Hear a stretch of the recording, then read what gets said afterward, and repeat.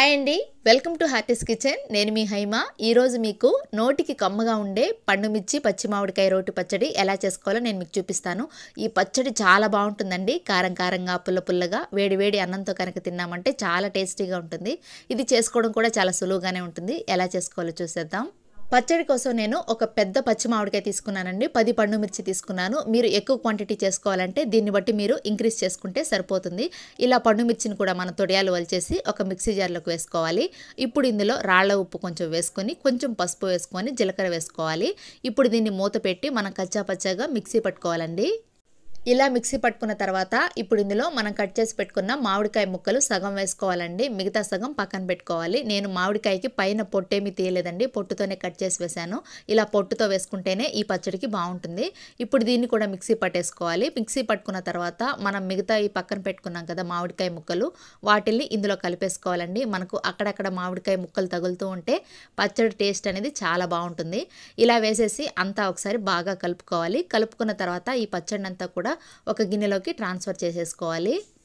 ఈ పచ్చడి మనం ఎక్కువ క్వాంటిటీలో చేసుకొని నిల్వ ఉంచుకోవాలి అని అనుకున్నప్పుడు పండుమిర్చిని ఒక 2 గంటల సేపు తొడియాలు వలిచేసి ఎండలో ఆరపెట్టుకోవాలి. అలాగే మామిడికాయ ముక్కలు కూడా 1 గంట సేపు పొడి క్లాత్ మీద ఆరపెట్టుకుంటే సరిపోతుందండి.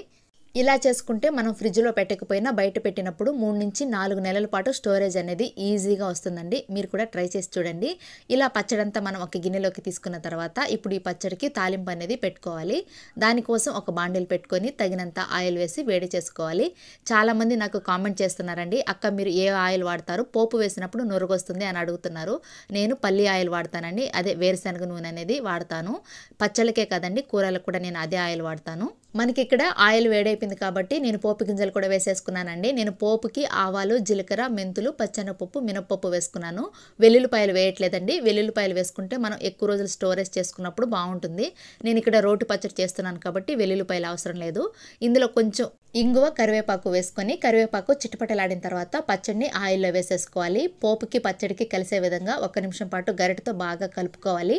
కలుపుకున్న తర్వాత స్టవ్ ఆఫ్ చేసేసుకోవాలి. అంతేనండి, ఎంతో టేస్టీగా ఉండే పండుమిర్చి పచ్చి మామిడికాయ రోటి పచ్చడి అయితే రెడీ అయిపోతుంది.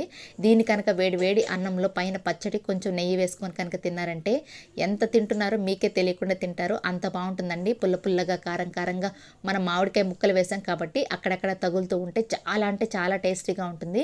ఈ సీజన్లో మనకి చాలా బాగా దొరుకుతాయండి పచ్చి మామిడికాయ కానీ పండుమిర్చి కానీ.